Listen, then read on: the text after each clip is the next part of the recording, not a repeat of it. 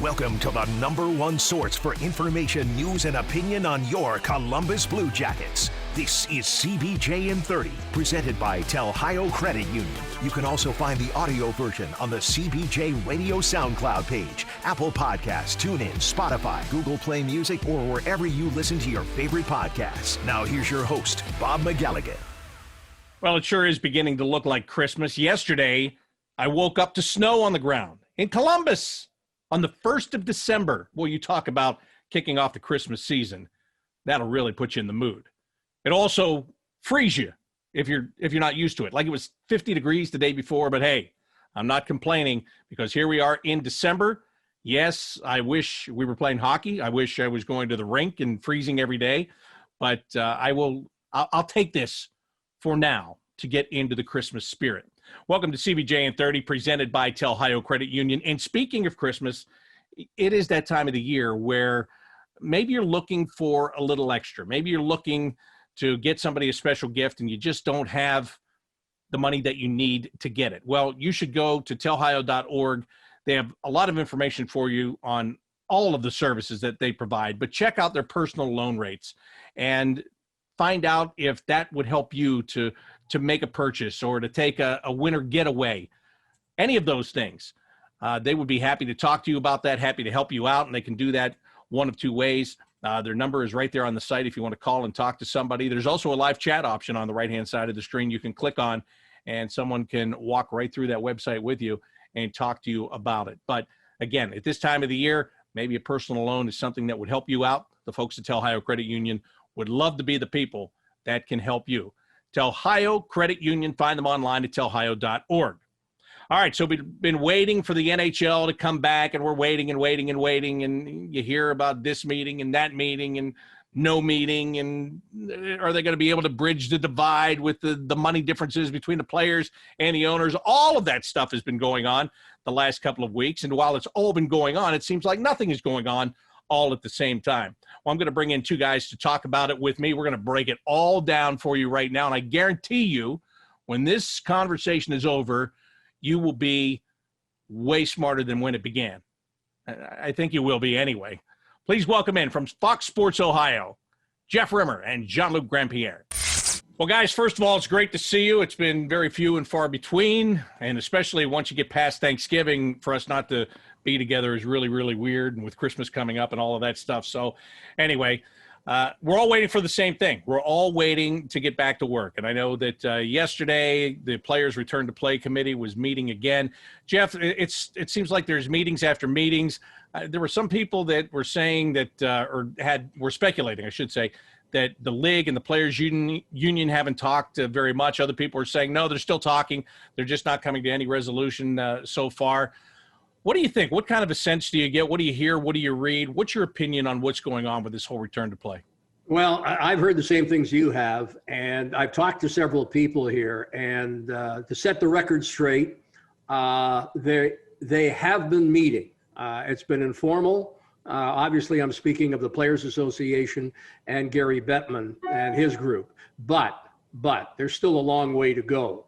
Although, interestingly enough, yesterday, I heard from a couple of people that suggested things were maybe a little bit closer than what's being led on right now. I'll give you an example.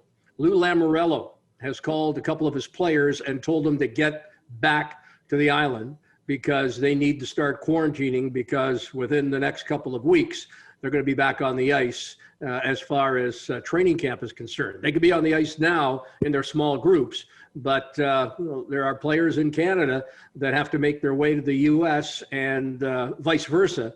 Although I did hear again yesterday that the Prime Minister of Canada will continue to shut the border until, with the exception, of course, of essential people, until this pandemic is under control worldwide. Now, to continue, besides Lou Lamoriello's indication that maybe we're not that far away from an agreement, talking to some other people in Canada and the U.S., some have suggested that there's an agreement right around the corner. And in one case, somebody said that the agreement was all but done. But I think that's a little bit overly optimistic from what I understand. But getting back to the play-in committee, as far as the PA is concerned, the return to play committee is meeting on a regular basis, and so are the Board of Governors with Commissioner Gary Bettman. So I'm still optimistic. I don't think we're going to see the start of hockey on January the 1st, but I really believe we'll probably see the game in that second, third week of January, and no later than the 1st of February. Of course, the longer they wait, the fewer games that we're going to get, and the players want more games. You can understand that. And so too does the league for that matter. But at this point, I'd suggest worst case scenario, 48 games.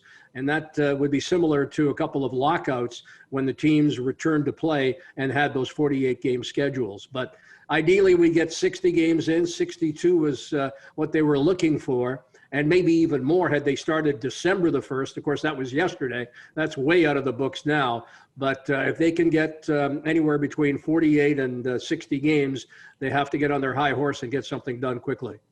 Jean-Luc, help me out here, because I said this a couple of weeks ago, and actually I was talking to Jody Shelley about this, and I was asking him, when do you think everything's going to come back? And he was saying January 1st, which, by the way, is still what the league is pushing, but we all know that that's getting really, really tight. But let me ask you this, because I know how players are around the holidays, and I know that there are many, many players that are far away from home for Christmas. But I also know that in the CBA, the last CBA, it was specified that they would get December 24th, 25th, and 26th off. They would definitely have those days off. That is allowed some guys to be able to go home for Christmas that are close enough to do that, okay? Now, what Jody told me at the time is nobody's getting a paycheck, and I understand that, and you want to get a paycheck. But on the flip side, if – this is what I've said. If you have a chance to spend Christmas at home with your family and wait and go back to work after that, because now it's so close, it seems like January 1st is out, okay? So – don't you think that, or I ask you as a former player, is the mindset, would you be surprised if it is kind of, all right, yeah, let's spend the holidays and let's get our last little breather in, because when they come back then, it's going to be full bore from then until the end of the regular season. And for some, it's going to be full bore until maybe July, until the playoffs are over. I think it would be ideal for the players, obviously, to be able to spend one more holiday with their families. But on the other side, you have to look at it as example, the NBA, they're coming back right before Christmas. They will probably have a few games on Christmas. These guys know what's at stake here. And we're talking about TV deal upcoming. The more games you get to play, the less of a check the league has to write back to the networks. And then again, you're coming on a new TV deal. And on top of it, because it's 50-50 when the way you're sharing the profits in the NHL with the players, it's taking more money out of your pockets. Canadians guy got to spend Canadian Thanksgiving with their family. The U.S. guy got a chance to do the U.S. Thanksgiving with their families. I don't think they will mind, being in training camps during the Christmas period. They can have their families with them. Yes, they're not going to spend it with their extended families, but let's not kid ourselves. With this whole COVID thing going on, in a way, there's not much travel that's going to be really allowed during the holiday because of that quarantine period. So I think I don't see it being a big pushback from the players to come back before Christmas. Yeah, now, but you do think that if the option is there and if they can, well, if it happens, so be it, they'd be okay with it. They would be okay with it, absolutely. Now, again, my worry is that 14-day quarantine for the players, the U.S. guys that need to get to Canada. Now, if you're spending Christmas at home, that puts you at mid-January start of training camp all of a sudden for you to even be on the ice. Because of that 14 days, it's going to be hard to start the league 3 weeks into January if the players can't report to their team until the 13th, 14th of January. So that's where it's going to get really dicey. Thankfully, I'm not involved in those negotiations. And now we just get to talk about it instead. What do you think, Jeff? Well, several things. Number one, I think it's already been determined by the NHL and by the players that it's going to be a shorter training camp. Ideally, when they looked at that December 1st start, the teams that played last year in the bubble would get a 10 to 2 week training camp. Then those that did not play, those 7 teams did not get a chance to play in the playoffs or the play-in, they would have a training camp perhaps a little bit longer, be it a week or whatever. We never got to that. Now I'm hearing training camp could be as short as a week, and then they would start the games. Now, I don't think the idea that you and Jody spoke of is that far-fetched. We may not see the start of training camp until right after Christmas, be it Boxing Day or the next day, Boxing Day, of course, in Canada. So I would think that you could have a week, 10-day training camp and still get that second week of January in. Ideally, again, we go back to January 1st, but let's also throw out there's a lot to be determined. Jean-Luc and I were hosting a webcast earlier on today with a bunch of season ticket holders. And as I suggested, one thing that they're going to have to determine here with COVID, as bad as it is will they, the teams who want to play in their own buildings, even without fans, will they be able to play in their own buildings? Well, that might not be within their own decisions, because it may be determined by the governments and the communities and the cities, and ultimately others that are involved in the decision that will tell the NHL that you can't play in such and such city, and they may have to go not to bubbles, but to a situation where they'll have hub cities, and then it becomes a decision, where are those hub cities? Remember, when we saw the return to play, initially, they wanted to play in Las Vegas, and they wanted the NHL to play in Vancouver. Well, Vancouver, the government there told them if there's one case of COVID, they would shut them down. So that threw Vancouver out the window, and immediately they headed to Edmonton. The second city, of course, was Las Vegas, and they thought they could house as many teams, if not all the teams in the National Hockey League, have the entire hotel, one of the MGM properties, and away they go. Well, Vegas got hit with a bad case of COVID, and that threw that idea out, and ultimately they went to Toronto. So again, these decisions as to where and how, they'll be left until the very end. Ultimately, what's most important at this point is getting that agreement to the point where the players are ready to go to training camp and we can see the start of the season. No, I understand what you're saying, but Jean-Luc, I've got to ask you this. When it comes to being able to play in your own building, and I know it's indoors and not outdoors, but the National Football League's playing in their buildings. I mean, well, I guess with the exception, there's going to be some extra games played in Arizona instead of San Francisco this week or the next 2 weeks. But they've been traveling. They've been traveling around. Major League Baseball has been traveling around. They traveled around all summer in their 60-game schedule.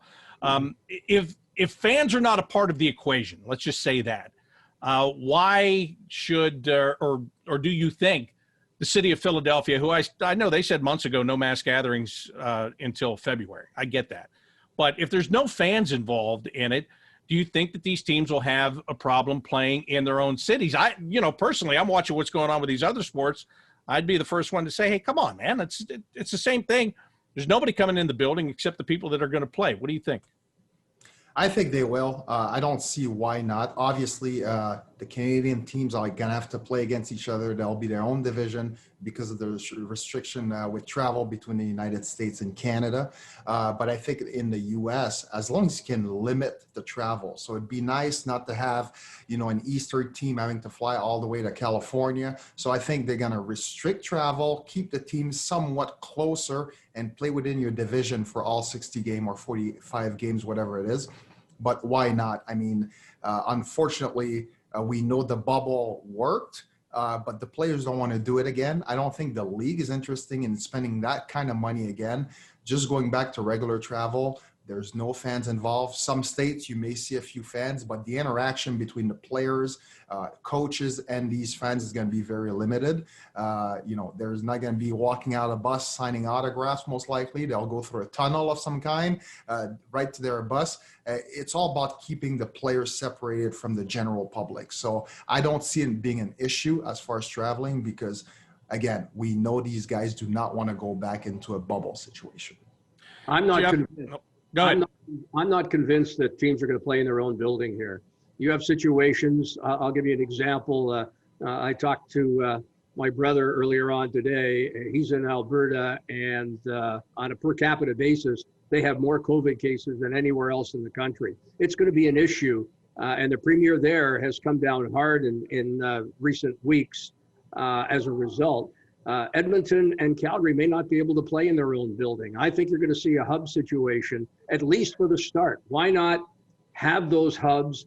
You cut down on the travel, and it's a situation. It won't be like a bubble, but at least if they go to some cities that maybe they've got under control as best possible as far as the COVID is concerned, and at least start that way before branching out and going to their own buildings. Gary Bettman asked the Board of Governors and each individual team where they would prefer to play. Would they prefer playing in their own building, or would they prefer the hub situation? Almost 100% said, yeah, we'd like to play in our own building. And there's obviously some financial gains by playing in their own building, but that's not going to happen. Let me also point out that the NFL, with the recent number of COVID cases they've had, there's talk of them going into a quote unquote bubble for the playoffs, if not before. So it's a situation here with COVID, as bad as it is, as rampant as it is, that they've got to do what's best. And what's best, in my belief here as we sit here today, is that we go into a hub situation to start, and there isn't that travel, because with the travel, and you're even hearing the governments in Canada and the US not advising people to travel. And why would you want a team to travel? And again, who was on that plane before? You run into issues. Where were they before? How bad was the COVID where that plane came from? Limit the travel, at least initially, play in hub cities, start that way, and then move on when the vaccine becomes available. And how quickly will the National Hockey League players and those around the teams be able to get the vaccine? That's another issue. Yeah, and I'm glad you finally brought it up. The vaccine's coming. Forget about this. Come on. By the end of the year, people are going to start getting it. I understand the frontline workers are going to get it first and all that. You know, it's, look, I know it's real. I know that people have gotten sick, but this is, I think, like almost 9 months into the, 2 weeks to take down the curve. It's very frustrating. It's extremely frustrating. And I know it's frustrating for everybody, including the athletes too. Jeff, whether it's hub cities or whether you're playing in your own city, one thing that's been talked about is playing baseball type series where you go in somewhere and you play 2 or 3 games. Now, first of all, they haven't specified the divisions. The only thing that's been talked about is an all-Canadian division by necessity. Where the Blue Jackets wind up, everything that I've seen has gotten them in kind of a refurbished Central division, which quite frankly, I'm fine with. You get away from some of those teams in the Metropolitan Division for a year, I'm okay with that. I know the Buffalo Sabres are not so okay with that because it looks like they would wind up in that division. But even going into that scenario where you're playing 2 or 3 games at a time against a team, is there any way that allows them to get more than the 48 games, do you think?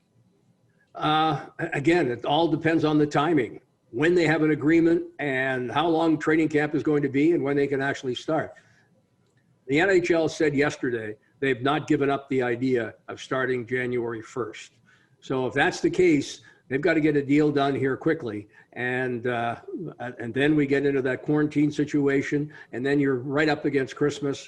Do you have training camp during or before, or do you wait until after Christmas and start? If you can't get January 1st in, start that second week or third week of January. I'll tell you right now, there may not be a Christmas break. It was mentioned earlier on by Jean-Luc that, the NBA starting the 22nd of December, they'll play on Christmas. They've always played on Christmas. The NHL has toyed with the idea of playing on Christmas in years past. Well, guess what? If they can get a deal done here this week, I'll say this week, there's a chance that they could play Christmas week. Wow, that would be, so they would just kind of blow off the CBA agreement for 1 year? No, the CBA is going to stay as it is. What they're looking for are some refinements to that CBA. Okay. So, right. Well, speaking of refinements to the CBA, I want to get Jean-Luc's perspective as a former player. They just did a deal in July to, extend the CBA, which was absolutely terrific. I thought it was great they did that. And now the league is coming back and they're asking the players for a little bit more just a couple of months after they did that. That seems to be a bone of contention. Depends on what you read, who you listen to. I'm sure it's annoying. There's no question about it. However, nobody's making any money. Nobody's looking at bringing any fans into the building. That is such a big part of the National Hockey League. It's an attendance-driven league. If you can't have attendance, you're going to lose more money. The league's saying, hey, we're going to lose more than we thought we were going to lose. We need your help on this. Players, I would bristle as a player. There's no question about it. But we've all been asked to make sacrifices during this entire thing. Do you think players feel like they've made enough sacrifice here, or do you think that they will actually bend and give a little bit more to get back to work? I think most players feel like they've given, a lot already. That agreement, it's rare. Obviously, this is a situation we've never seen before. It's got to be hard at 4 months after signing a brand new deal, thinking you're all set.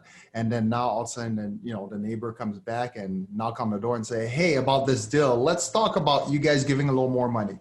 But for the players, they have to understand the financial impact that it's been on the league, on the teams as well. Everybody is feeling in their pocket. They may have to give a little more. Is it frustrating? Extremely. My biggest worry is not, the big superstars that have guaranteed contract with 7-8 years left on them.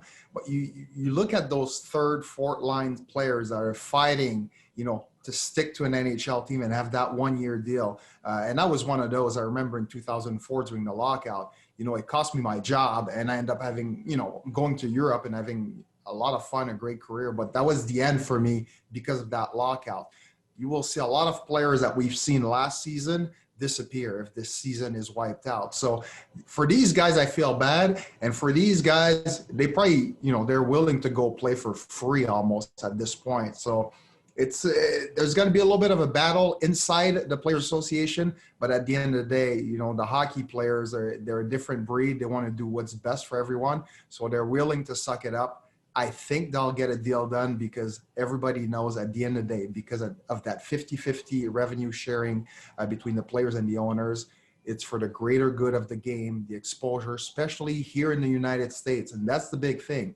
In Canada, you wipe hockey for 2 years, it doesn't matter. The fans are going to be coming right back, lined up at the front door to get back in the building. In the United States, you have college football, you have college basketball, you have, NFL, you have the NBA. There's so many other options. The league wants to stay relevant. They'll get a deal done. Jean-Luc, again, right on the money, 50-50. Not to be a name dropper, but I'll do it anyway. Bobby Orr, a prominent agent today, great player. And I can't tell you how many times he said it to me. It's easy. It's simple.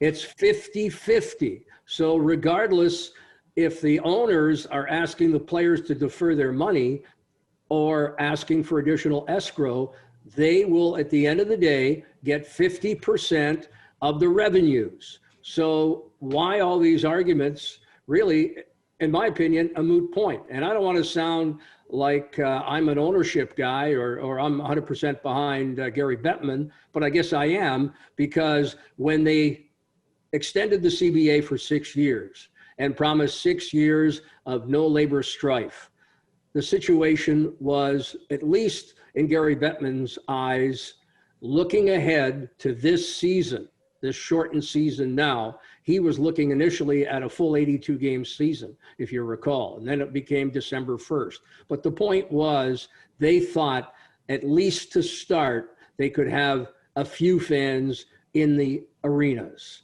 They thought maybe 2,500, 3,000 fans to start, and it would grow from that point on. Well, as we know, with COVID and this second outbreak, it's a situation where the fans are not going to be in the stadium. We don't know when they'll be back, although I'm hopeful and I'm optimistic that at some point with the vaccine, as the season goes on, and hopefully by playoff time, if everybody will have an opportunity to be vaccinated, as the doctor said earlier on this week, the scientists, by June 1st, then you know what? For the Stanley Cup playoffs, maybe we have full buildings again. And I assume that the Blue Jackets are going to have a great year this year and are going to make some noise in the playoffs. And maybe before the end of the Stanley Cup playoffs, the Blue Jackets are playing before a full house at Nationwide Arena. And Jean-Luc, that's something that we've had all this talk and talked about getting going quickly with all the games and this and that. But here's another fact. With a vaccine coming out here in the next couple of weeks, maybe holding it off a little bit longer gives you more of an opportunity to have some fans, at least partial fans in some cities or what have you. So again, I know the number of games is the really important thing, but what I'm saying is here that if it does drag out a little bit from that standpoint, maybe it's not the worst thing in the world. It's not the worst thing in the world. Obviously, it would be a reduced, now you're looking, instead of playing 60 games, you're looking at 40 or maybe 35, and you start getting some fans. I think it's all about the balance sheet. It's how much money you're losing from TV revenue versus, playing in front of no one and, maybe getting even more attention to the game on television, which is great for your next deal. So obviously it's going to be very complicated. I'm not sure what they will do, but we all know that it needs to be done by somewhat early July because of the Olympics and the deal with the NHL and NBC. So, you do not want to make your main television partner at the moment mad about, overlapping the Olympics and them having to sell the NHL games to another network. So it's really complicated. I'm so glad I'm not in that room. Hey, Jeff, let's talk about something more fun here. And I think this all goes hand in hand because once we know when the league is coming back to play, then there will be deadlines. And then all of a sudden teams are going to have to shed that salary, and restricted free agents are definitely going to have to be re-signed, like Pierre-Luc Dubois. How much are you looking forward to that? And how much movement do you think that there's going to be once those deadlines are actually real? I think there'll be some movement. But again, talking about our webinar earlier on today with Jean-Luc and our season ticket holders, I talked in terms of, I think Yarmo will kind of sit there in the catbird seat and be able to move many different ways. He could sign a free agent here once Dubois is signed, sealed, and delivered. There's talk now that maybe Dubinsky's contract is dealt to a team that needs to get to the floor as far as the salary cap is concerned. But you know what? In a shortened season, there are going to be some teams that drop out of the playoffs very quickly, and some of them might be of a surprise. That means with the finances such as they are, a player that may not have been even thinkable to be available might be available. And it might be a prominent player, big scorer, or whatever. And the Blue Jackets will have that flexibility to sign that player. And hey, you don't know who that player is. I mean, could the Vegas Golden Knights hit the skids early? They did last year, but of course made somewhat of a comeback. But they've got a couple of players that they may have to unload. They're already over the cap. They'll have to get under the cap prior to the first game. You have Tampa, the Lightning, defending Stanley Cup champions. They got Sergachev done last week. They still have to get Sorelli done. You have a situation with the Islanders. They're over the cap now, and they've got their hotshot scorer. Can they get him signed? I'm not saying they're going to deal him. They'll get under the cap by dealing somebody else that they may be a little reluctant to trade. So it's going to be interesting. And then we get to the trading deadline. You talk about deadlines. The trading deadline. Players that are in the last year of their contract could be expendable. And the Blue Jackets, again, could go shopping at that point and maybe pick up a couple of players for the stretch run and the playoffs if this team is as good as I think they're capable of being this year.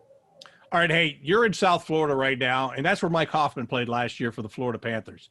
He is still the most prominent free agent scorer that is on the market, hasn't signed with anybody. Why is this guy still out there? What's the deal with him? He's one-dimensional. He's a goal scorer. Although, hey, the Blue Jackets could certainly use some goal-scoring help, but there's talk that his defensive part of the game isn't there. And I've talked to a couple of people that watched him play here in Florida, and I was told that very thing. Now, you're the guy that talks to Coach Tortorella before every game. How does he fit in with Tortorella and the Blue Jacket system? Yeah, he'd be happy to have his goals, but you got to be a 200-foot player no matter who you are when John Tortorella comes calling. Yeah, well, that's true. And Jean-Luc, I don't know if Torts would be willing to make that trade. Would you make that trade, 30 goals for so-so defense? Well, here's the thing. For me, I love goals. Don't get me wrong. I'm okay with it because we know the Jackets were in dire strait of goals, especially on the power play. That's somebody that can definitely help you there. But the fact that he hasn't been signed yet, for me, is kind of like almost a red flag. We know what his offensive output has been. And like Jeff said, there's got to be something else going on. I don't know if the price tag is too high as far as a negotiation with his agents and other teams, but the fact that, the top free agent in the market this year has not been signed yet tells me that a lot of teams are thinking the same, or they're just waiting for the price to come way down. So we'll see what happens. But yeah, of course I'd take him on my team. All right, I want to ask you guys this. Jeff, I'll start with you. I was doing an interview on NHL radio the other day, and I was asked if I thought the Blue Jackets are a better team right now from the few moves they did. But that also includes Nyquist being hurt, that all that factors in. I think that if you can get a healthy Oliver Bjorkstrand, who was having the season like he was last year, that's going to be more offensive pop for you. Alexander Texier has so much promise. And he was hurt for such a long period last year. Is Liam Foudy a guy that winds up getting a chance or a bigger chance because of Gus Nyquist? I don't know. I guess we're going to find out. So I was asked a question. I said, yeah, I do think that they're a better team, and I think they have more potential to make those moves from the inside. But I also think, and when I talked to Jarmo a couple of weeks ago, when I did the Hockey from Home with him, I got the sense that, if, as you said, Jeff, sometimes guys has the potential for guys to drop out of the sky, if you will, guys that you didn't think were available. Maybe a team like the Lightning, they've got to move someone they really didn't want to, or the Islanders or whatever. I think that's kind of what he's sitting and waiting for. I think if there's a move that's going to be made before the season starts, it's going to be that kind of fallout. Do you think? Oh, I agree. I agree totally. I think the Blue Jackets, to maybe answer the question that you were asked, I think they will be a better team this year. I think Max Domi is looking for a bounce back after a disappointing year in Montreal, and where the Blue Jackets, I think, will have the big edge, and we saw it throughout the course of the season, and that was in goal.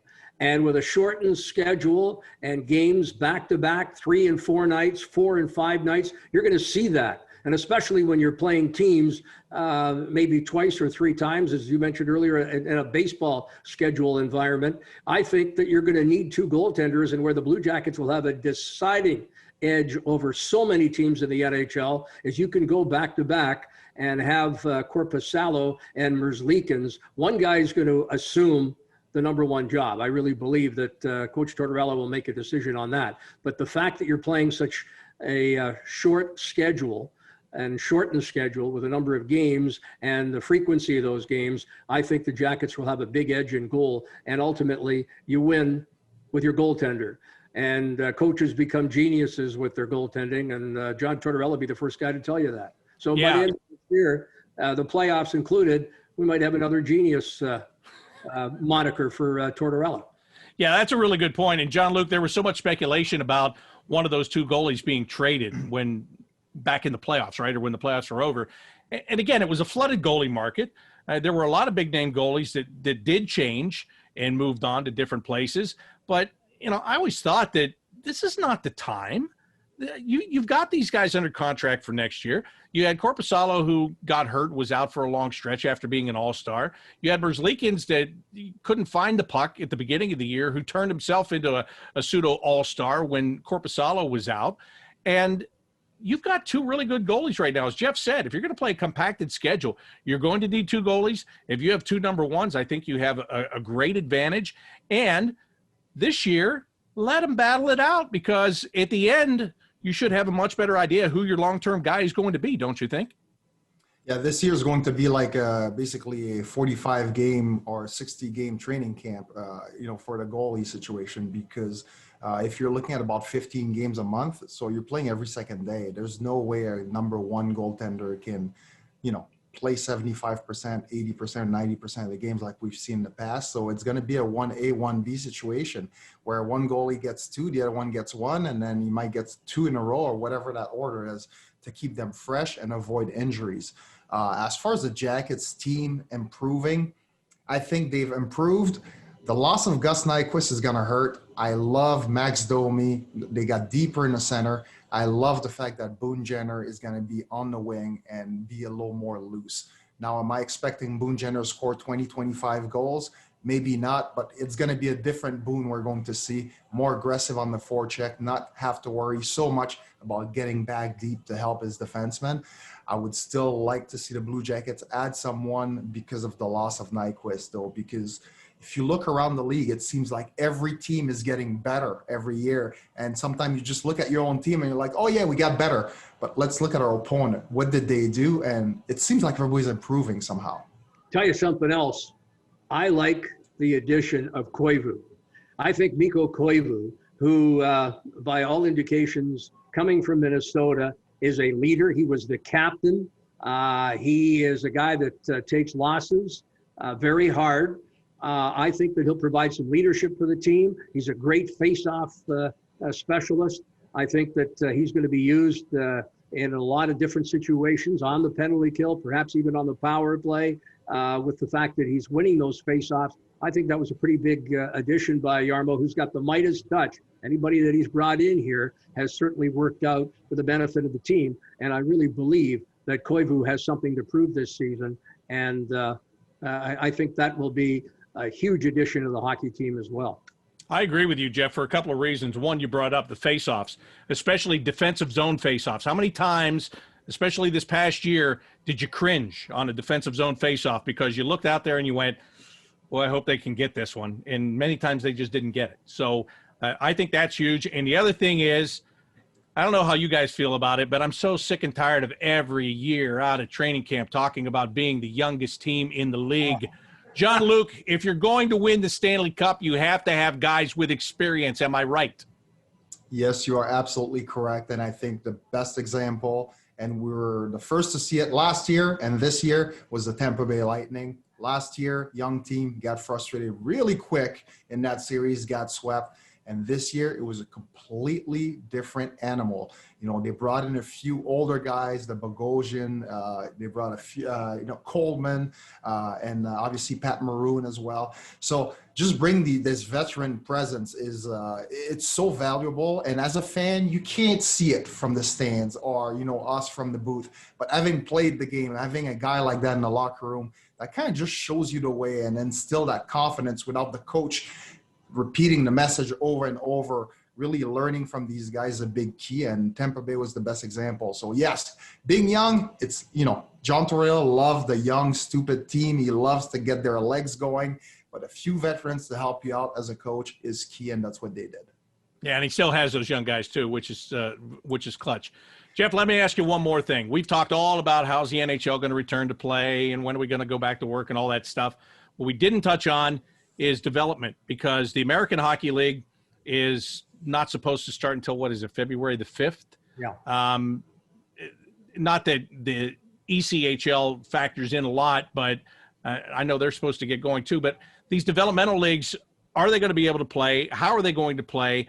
Or is the NHL going to get put into a position, much like Major League Baseball was, where they just have an extended taxi squad, which they might have to have a bigger roster anyway to cover for anybody who comes down with COVID-19 during the course of the season and has to be scratched? Or are we going to look at having the Black Aces group like you have in the playoffs, which is the group that practices and only plays in case of emergency? Or are we going to have that all year? I think there's a good chance we will. Our good friend, Scott Howson, who's now the president of the American Hockey League, he's unsure as to when the season will start. And understand, many of the teams in the American League are now owned by NHL teams. And then we get to that financial crunch again. Do they want to operate their teams this year? Then there is the situation where, and you touched on it, COVID.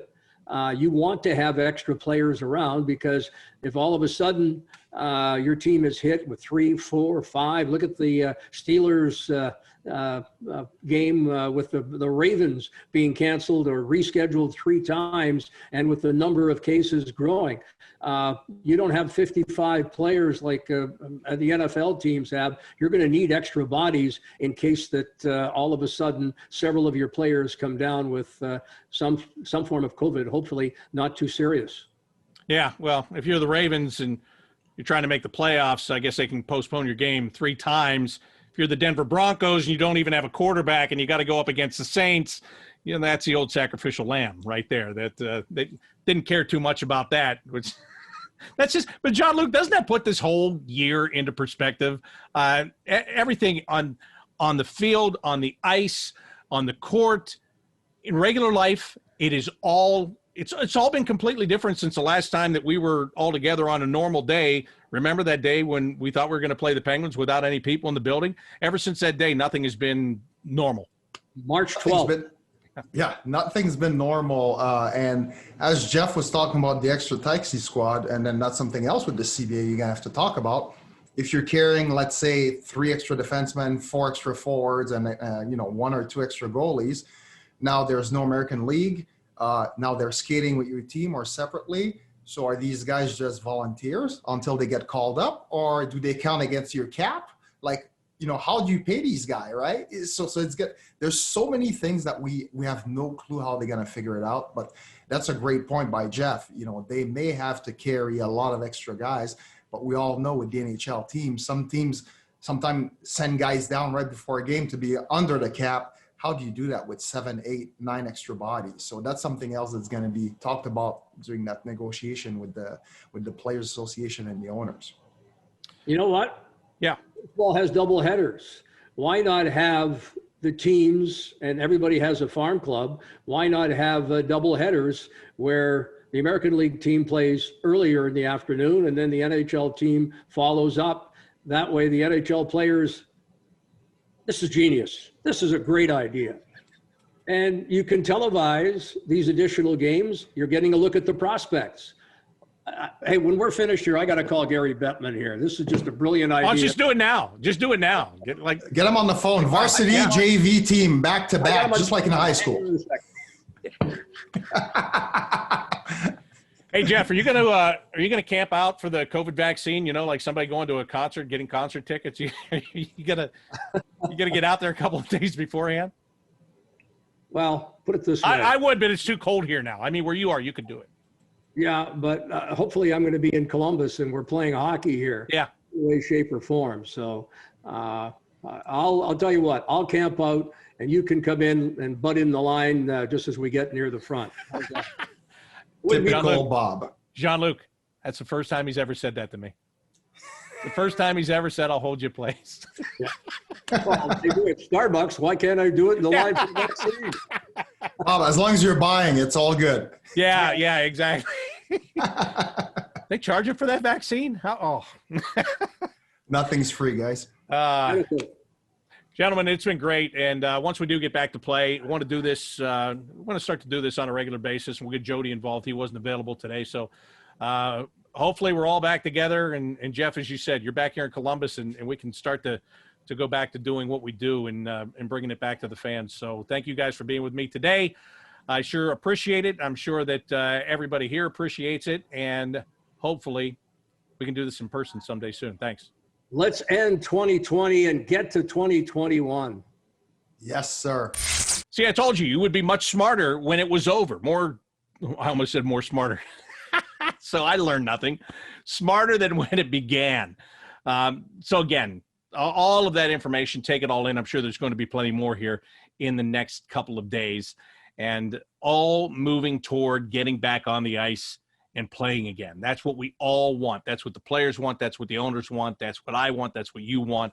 And eventually, we're all going to get there. And it might be a windy road until they get there. Or, as Jeff Rimmer was alluding to, there's a possibility that they could be closer than they're letting on. And that's very possible because that's just the art of negotiation, right? So we'll see. But I do think that at some point we're going to wind up at that crossroads where everybody is back in some way, shape, or form. It might not be the normal way at first. I don't think it'll be a new normal either. I think it might be, as Jeff was saying, it might be something at the beginning that doesn't seem to be normal, and it might be normal by the end. I'm at least hoping for that. I mean, if I was to vote, I would want to go normal right now, today, not 2 months from today. But it's not going to be that way. So we'll see what it ends up being when it's all said and done. Hey, before I go, Tom Wright, you sent me a question, and you actually sent it last week, and I had every intention of getting that question answered because Tom's question was he wanted me to ask my son what it's like to watch a sporting event with me. So here's the deal. He was just in for Thanksgiving, and we don't watch that many things together, to be honest. You know, usually I'm working or he's playing, or we don't. I was trying to think about this when you sent the question, Tom. I was trying to think when the last time we sat down and like watched something, and it was probably a Stanley Cup playoff game, to be honest with you. But anyway, my intention was, because I knew when I got the question last week, I knew that he was going to be here and the Steelers and Ravens were supposed to play, and I knew I was going to watch that. And like with your question, you wanted to know, how I act when I'm watching a game. So first of all, it's got to be a game that I care about, or it's just, I'll make comments. But I figured with that one, I would have an emotional attachment, and therefore I would, it would be better. Well, as you know, I'm still, as I tell you this right now, I'm still waiting for them to play that game. So I didn't get the answer for you, but Christmas is almost here. So we'll do it at that time, and I'll get him on to answer your question. But I want it to be fresh in his mind too. And I don't know, maybe I want to act like I'm not, maybe I want to tone it down a little bit. No, I don't. I just want it to be fresh in his mind so that you get a good answer on that. So just hang on. I eventually will get to the answer, Tom. We'll get to the answer.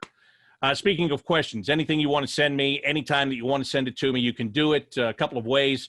You can just go on Twitter. You'll find me there at Bobby Mac Sports, BOBBYMACSPORTS.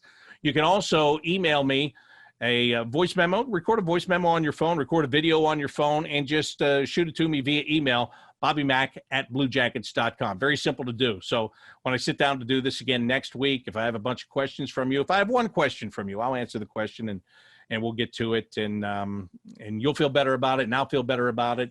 And we will be, next time, we will be 1 week closer to the start of the NHL season. One way or the other, we will get there. I'd like to thank Jeff Rimmer and Jean-Luc Grand-Pierre for joining me today for the Broadcasters Roundtable edition of CBJ in 30, presented by Telhio Credit Union. Until next time, I'm Bob McElligott saying so long.